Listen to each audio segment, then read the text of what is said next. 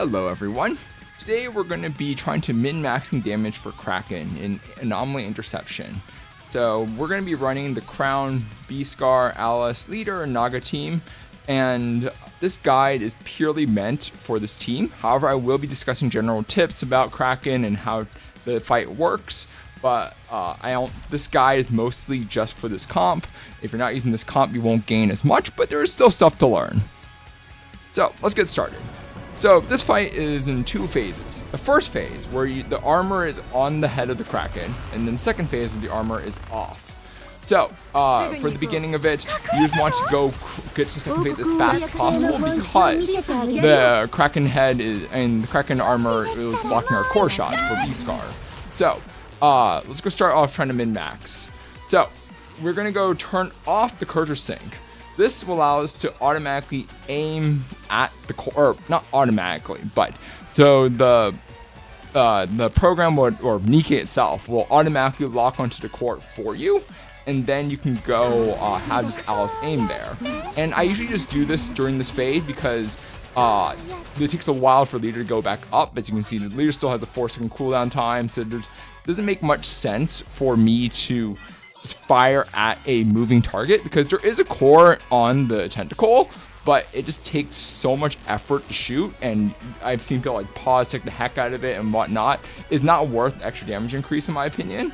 So I'm just going to fire away at this, and then when you hit the core and when you have burst again, we're going to turn the cursor sync off, save, and then you go aim back at the tentacle. I missed there, so I'm awful at pause teching. Okay, so we're going back to the tentacle. So after the second one, you'll go have the second or I guess the transition phase of swords. So he's going to go do a charge shot. You just need to make sure Naga has armor. If Naga has armor, she cannot tank it. If she doesn't have armor, that's when you are in a very bad shot. Okay, so we're going to turn back on the cursor sync because the QTE is just a little annoying to do without cursor sync. It is possible. I mean, if I had hands, I could do it, but this guide is about having no hands. So we're going to go aim at the 3 spots and then go back to here. So I'm not going to bother trying to turn cursor sync off again. It's too little of a time frame because after this, there's going to be 2 tentacles. One of them will go down. If you get lucky, you shoot the right one. And then you can go pretty much burst almost immediately again. And you're going to fire at there and break it, supposedly, if I wasn't bad this game.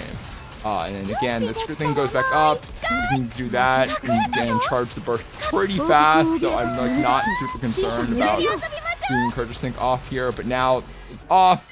Now we're going back to transition phase again. So you're going to turn back off the cursor sync, save, go back, aim there, and see, look, nice happy core shots. Look at those core shots. Look at those core shots. Naga has armor, so we're good. And yeah, there's not really much to say beyond that. We have core shots, we can hit core, and look. Yay, core shots. Okay, if I was better, I know we can, if you move your cursor correctly, you can get the cursor to go hit core shots even while he's sinking down. But he moves pretty fast, so do care. So for this, the QTE is next. We know that we have to have cursor sync off for that because we want to go pause tech it to go save also that little bit of time. So normally I actually switch to Crown for this, and normally I wind up the machine gun, and I just want to pause tech to go shoot it. So you're just going to look for the red dot at the spawns, pause, and then fire again. And there, we got it. And then I'm going to try to spool up. Oh shoot! I deselected the machine gun, but you want to keep the machine gun spooled up, and then you're going to do that. Go start burst again, turn off cursor sync, and you're going to go now switch to phase 2. The phase 2, as I said, worked very differently than phase 1. Your goal is not to do this phase as fast as possible. So the idea of this phase actually is to hit the core as much as possible and destroy the tentacles at the last possible second. So to achieve that, you need to watch out for the yellow aura that is currently being spud out. And then when you see that yellow aura, then you want to go turn back on cursor sync, and then you want to destroy the tentacle. However, I'm not going to do it right, or there's about 1 second left. So I have a little bit of leeway. I could probably destroy a little bit later, as in like half a second later, because what it does is that it goes one full rotation. So it goes from the edge of the screen to the center, then to the edge, and then it goes back for like a quarter more backwards to the head, and from there it attacks and it hurts, and Naga will die. So don't do it too late, don't greed too hard, but you can greed a fair bit. So normally for this phase, I usually don't, like, the second one comes pretty fast, so I usually don't bother turning off Cursor Sync for this, but however, we can just like wait out this and do that really late, as you just saw. And I probably should have done Cursor Sync off there, but I did not because I'm lazy.